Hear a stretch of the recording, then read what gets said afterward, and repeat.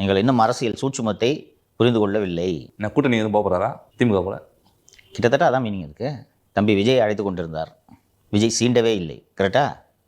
விஜய் நல்லா இருக்கார், அருமையாக கட்சி நடத்துறாரு, அவ்வளோ சொல்லிட்டு இருந்தாரா? விஜய் தலைமையில் ஒரு கூட்டணி உருவாக்கும் 26 தேர்தலுக்குன்னு சொன்னாரா? அப்படி சொன்ன உடனே அந்த விஜய் தலைமையிலான கூட்டணியில் நான் வர்றதுக்கு ரெடி என்பது தான் பொருள்.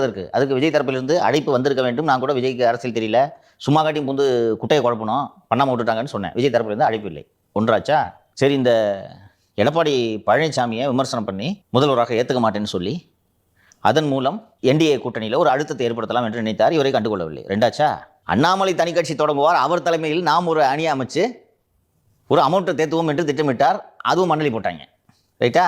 இப்போது அடுத்தபடியாக எப்படியாவது பிஜேபி தலைமை பேசி பிஜேபி என்டிஏவில் நமக்கென்று ஒரு இடத்தை பிடித்து தருவார்கள் என்று நினைத்தார்கள். இப்போ நடந்துகிட்டு இருக்கிற டெவலப்மெண்ட்டில் என்டிஏ விஜயை உள்ளே இழுக்க திட்டமிட்டு கொண்டிருக்கிறது என்பது போன்ற செய்திகள் வந்து கொண்டிருக்கின்றனவா? விஜய் உள்ளே வந்து விட்டால் டிடிவி தினகரனோட அவசியம் என்ன? டிடிவி தினகரனால் சவுத்து பூரா கேண்டிடேட் போட்டு 31 தொகுதிகளில் அதிமுகவை வீழ்த்த முடியுமா? விஜய் அங்கிட்டு போயிட்டார்னா வாய்ப்பே இல்லை. அப்போ அங்கே எங்கிட்ட இடம் இருக்கு. அப்போ நீங்கள் சொல்கிறபடி பார்த்தா அவர் திமுக போகிறான்னு வச்சுக்கோங்க.